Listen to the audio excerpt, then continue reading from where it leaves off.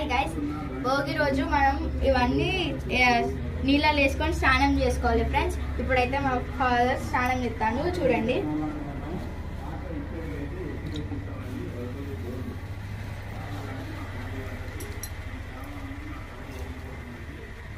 ఇవన్నీ మిక్స్ చేసుకొని చేసుకోవాలి ఫ్రెండ్స్.